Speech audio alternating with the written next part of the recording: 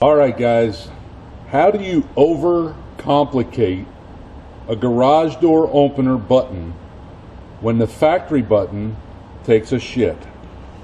So this is the factory button for my garage door on my pole building, and as you can see, the bottom of it broke out and it no longer kind of goes where it needs to go, and when you push it, the door goes up and down, and sometimes it stops and doesn't go up and doesn't come down. So how to overcomplicate a garage door opener. This is coming up next. Stay tuned. All right, the first step in overcomplicating anything is by lettering it with something other than what it's supposed to be. Here at the Redneck Manufacturing Garage, we have the privileges of having a vinyl plotter, so therefore we can make decals to fit our application. And in this case, we're going to keep it complicated, and this is going to be the silent alarm reset. All right, stay tuned. So one of the other things that you're going to need to overcomplicate your garage door opener is a piece of box tubing. This one here just happens to be 1 by 1.5 inch box tubing. I believe it's 1/4 inch wall. That way it won't bend when somebody pushes your button. The other thing that you're going to need when overcomplicating a garage door opener is some kind of fastener that you can screw it to the wall. In this case, we're going to use a nut with a washer built right onto it. And I'll give you a little preview here. I think what we're going to do is we're going to mount that by welding it to the back side of the box tubing so we can mount that to the wall. Oh, something like that. And we'll probably just use a drywall screw, run it right through that hole and mount it to the wall. So this thing's starting to shape up.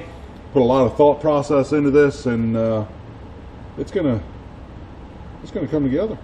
All right, so we go from raw material to almost finished product, and the button will go in here, the screws will go in there, and the wiring will go inside here somewhere and come out somewhere else.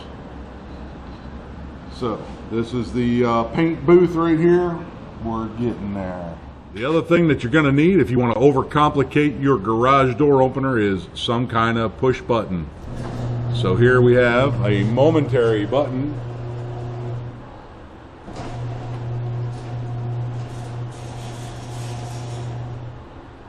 And as you can see, it does work. So this is going to be the button that mounts into the box tubing that gets lettered after the paint dries. We'll show you the finished product. Stay tuned. This next clip, I'd like for you to think of it as a classroom. This is a little schooling for you. This is a wood stove. It has an 850 CFM blower that blows out of these 2 pipes.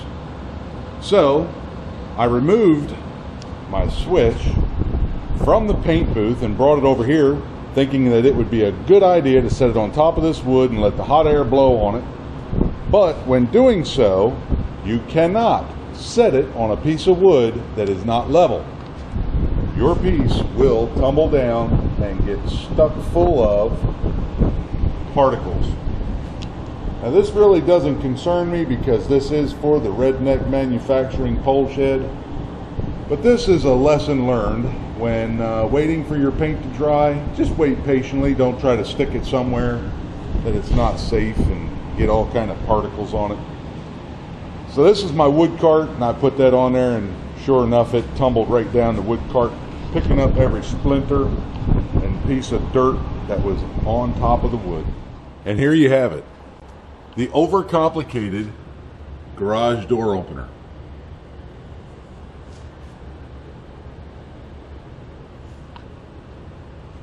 And as you can see,